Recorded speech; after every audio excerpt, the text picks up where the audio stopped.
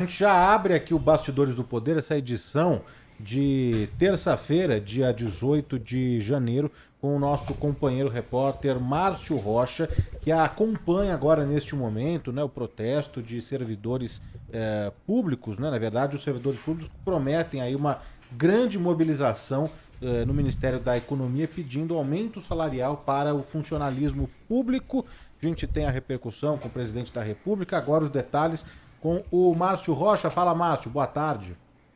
Oi, boa tarde pessoal, boa tarde a todo mundo que nos acompanha aí em São Paulo. Pois é, o dia hoje aqui em Brasília foi marcado por essa manifestação, essa paralisação dos servidores públicos federais, exatamente por causa de um pedido, né, de uma reivindicação de um aumento salarial. E aí o protesto já se encerrou, teve um ato em frente ao Banco Central por volta ali das 10 horas da manhã, depois um outro ato em frente ao Ministério da Economia, que também já se encerrou, e agora eles devem fazer um novo ato, né, aqui em Brasília também, no dia 2 de fevereiro, exatamente para continuar a pressão e conseguir, né, esse reajuste salarial para cerca de 40 categorias do governo. No último ato, como eu falei, que foi no Ministério da Economia, os servidores aguardavam o desfecho de uma reunião que estava marcada entre o presidente do Banco Central, Roberto Campos Neto, e o ministro da Economia, Paulo Guedes. Mas a gente conversou com a assessoria da pasta, essa reunião foi um encontro de rotina e não houve nenhuma definição sobre esse reajuste, né, pedido, né, pelos servidores públicos federais. Eles reivindicam esse aumento, principalmente depois que o presidente Jair Bolsonaro pediu que a equipe econômica arrumasse uma maneira de conceder aí novos benefícios às carreiras policiais, como agentes da Polícia Federal e da Polícia Rodoviária Federal. E aí, segundo os servidores, eles contam com uma perda salarial causada pela inflação acumulada justamente nos 3 últimos anos do governo do presidente Jair Bolsonaro, e por isso algumas categorias cobram até 28% de aumento nos vencimentos. A gente conversou mais cedo com o presidente do Sindicato Nacional dos Servidores do Banco Central, o Fábio Fayad, que é uma das categorias, né, que fizeram esse protesto aqui em Brasília, e que, segundo ele, né, ele acredita que até o fim de janeiro uma nova proposta sobre isso deve ser apresentada pelo governo, mas mesmo admitindo que vai manter o diálogo com o Palácio Planalto, o Ministério da Economia e até com o Banco Central, não descarta uma greve geral dos servidores já nos próximos meses. É o trechinho que a gente separou para ver agora. O que a gente tem medo? De que daqui a pouco a resposta seja que, olha, o governo disse que só vai dar para os policiais e para ninguém. E eu não posso, nesse caso, responder pelas outras categorias. Posso responder pela do Banco Central. Nesse caso é greve. Se o reajuste for só para os policiais e o Banco Central não estiver incluído, os servidores do Banco Central vão entrar em greve por tempo indeterminado a partir de fevereiro. Pois é, e aí, apesar da promessa feita pelo presidente Jair Bolsonaro às categorias policiais, né, e também a pressão das outras categorias por causa dos novos reajustes, o vice-presidente Hamilton Mourão afirmou aqui no Palácio do Planalto que nenhum aumento que estava prometido anteriormente para as categorias policiais está garantido. Você sabe muito bem que não tem espaço no orçamento para isso. Não sei nem se o presidente vai conceder isso aí. Vamos aguardar aí, né, desse presidente bater o martelo nisso aí, o espaço orçamentário.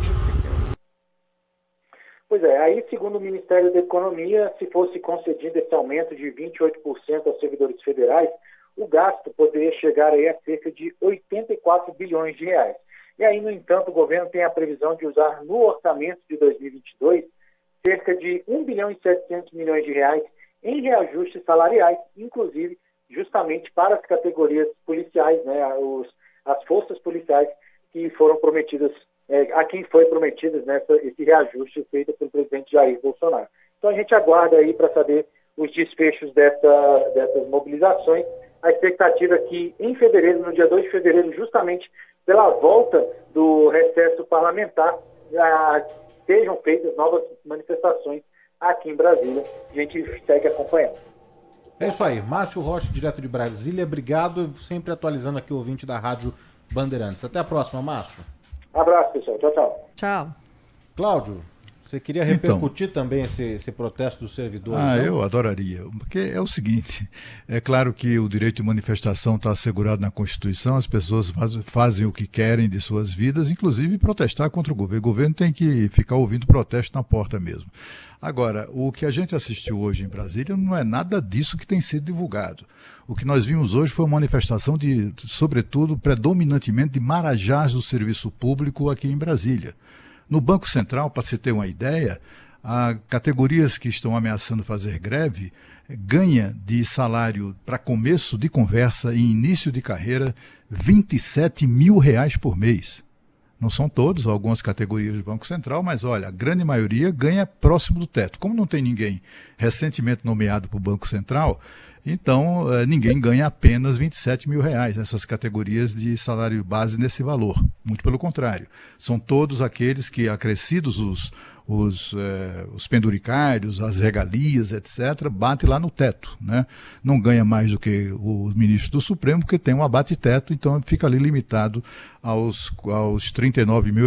Mas é preciso lembrar também que a malandragem do setor público no Brasil criou uma sequência de interpretações criativas da Constituição no Supremo Tribunal Federal, que não reconhece ou que exclui do cálculo do teto salarial, por exemplo, auxílio moradia, por exemplo, auxílio transporte, auxílio livro, auxílio babá, auxílio jornal, auxílio paletó, todas essas malandragens que são utilizadas para engordar os salários, não são contadas como teto.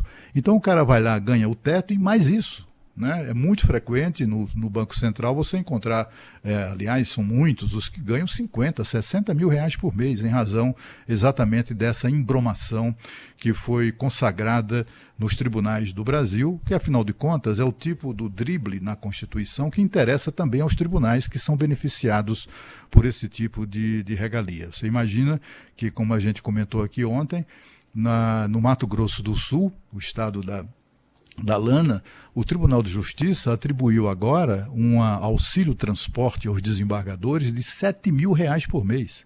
7 mil. 7 mil, isso são 5,7 salários mínimos, para que suas excelências tenham o que mesmo com esse dinheiro? Paguem o quê? Porque, afinal de contas, nós já pagamos, já compramos, e eles usam carrões oficiais, que são abastecidos também com o nosso dinheiro, com motoristas que também são pagos por nós. Além disso, ainda vão ganhar R$7 mil por mês de auxílio transporte. E o pior é que o Mato Grosso do Sul, o TJ do Mato Grosso do Sul, não é caso isolado. Não, quase todos têm esse tipo de regalia e de privilégio, né? O que a gente assistiu hoje, as mentiras porque sindicalista mente, né? Mente mais do que político, né? Essas categorias são tão qualificadas, essas que estão ameaçando fazer greve contra o povo brasileiro, que isso, né, para governante, greve para governante não significa grande coisa, porque o que sustenta a máquina, movimenta a máquina, a rigor, são os cargos comissionados. É por isso que eles não conseguem acabar com essa distorção do setor público, que são exatamente os cargos comissionados. Porque nessas horas, o que funciona é isso, é quem está lá, são os funcionários de confiança do governo. Mas pela sua qualificação, os servidores que ameaçam fazer greve deveriam saber, e sabem, mas como os sindicalistas são os que dão entrevista e eles mentem, apareceu aí esse cara do Banco Central dizendo, olha, ou nos dá um aumento de 26%, ou então vai ter greve, não sei o que e tal. Ele sabe que para ter um aumento dessa natureza é preciso que o dinheiro esteja previsto no orçamento. E não tem dinheiro previsto no orçamento para esses aumentos que eles pretendem. 26%, isso é um deboche, né? É uma chincaile. São categorias profissionais que passaram durante todo esse período de pandemia, sei lá como, quase todos, se não todos, em home office. Como não é o nosso caso aqui, que a gente se vê trabalhando no home office, né, por questões da tecnologia e por exigências profissionais, esses caras ninguém sabe se eles trabalharam mesmo, né, e continuam quase todos em home office, ganhando fortunas sem trabalhar. O que a gente assistiu na pandemia foi o setor privado, os trabalhadores do setor privado, sendo levados a fazer acordos com seus empregadores, concordando em troca da manutenção do emprego, concordando em reduzir os seus salários de 25% a 70%. Foi o que aconteceu exatamente com os trabalhadores do setor privado, que são quem sustenta essa malandragem. Toda essa malandragem, essa movimentação aí da pelegada do movimento, que isso aí é movimento de... tiveram presença de 200, 300 pessoas hoje. Tudo pelego, né? Todos eles pelegos do movimento sindical e todos eles ligados a partidos políticos. É também uma manifestação eleitoral, uma manifestação política. Querem parar o serviço público, já está parado mesmo. Eu me lembro, eu fui secretário de comunicação no governo do meu estado, e lá, quando havia greve, as pessoas ficavam aliviadas, os secretários e tal, porque primeiro tudo funcionava melhor. E depois desabava o custo, né? Custo operacional, o custeio mesmo de consumo, etc. e tal. Então, assim, greve no setor público não é greve contra governo, é greve contra o povo. Né? Quando as pessoas cruzam os braços para se recusar a prestar serviços públicos ao público, como o nome indica, isso chega a ser criminoso. Né? Aliás, esse tipo de greve devia ser, inclusive, criminalizado. Eu não tenho dúvida disso. Para a gente não ter que estar comentando, como comentamos hoje de manhã, a ameaça da pelegada do movimento sindical em São Paulo de fazer os médicos cruzar os braços contra os doentes da pandemia. Não tem isso agora? Não tem essa ameaça em São Paulo? Isso tudo sabe, ninguém tem dúvidas, né, de que categorias como o pessoal da área de saúde são 2 anos de trabalho intenso, cansativo, exaustivo, muitos deles trabalhando com condições mínimas ou aquelas condições que não são adequadas, as melhores, né? Compreendemos tudo isso. Agora, cruzar os braços para negar atendimento às pessoas que lhes pagam os salários, né? Isso nem mesmo o juramento de Hipócrates permitiria, enfim, uma coisa como essa. Né? Claro que os médicos não vão entrar nessa conversa mole de pelego do movimento sindical, mas, de qualquer maneira, esse tipo de ameaça que eles fazem o tempo todo, como estão ameaçando aqui em Brasília. O Banco Central, vai parar, vai acontecer o que no país? Sabe o que? Nada. Acontece o que no Brasil? Hoje em dia, com a tecnologia adotada, implantada, quando acontece greve de bancário, né, e não é setor público, é setor privado, não acontece nada, né, porque tudo funciona à distância, né, tudo funciona sem a necessidade do presencial. Portanto, que a gente é preciso destacar isso. Né? Esse movimento é um movimento de sindicalistas ligados a Partido dos Trabalhadores, a PSOL, a PDT, a partidos de oposição. Eles aparelham os sindicatos e, como é um ano eleitoral, estão querendo ali criar estão criando ou tentando criar um climão ali político, né? Contra o governo, evidentemente. E não passa disso, né? Até porque eles sabem, qualificados como são, servidores públicos como são, se não sabem, não merecem ser servidores públicos, que eles não podem pretender nem sequer 1 centavo de aumento se isso não estiver previsto no orçamento, e não está. A gente ouviu agora há pouco a declaração do vice-presidente Hamilton Mourão, que aliás é especialista em orçamento, e ele dizendo, não tem espaço, nem mesmo ele não vê espaço nem para aquele 1,7 bilhão, que é o único dinheiro que está previsto no orçamento para reajuste salarial.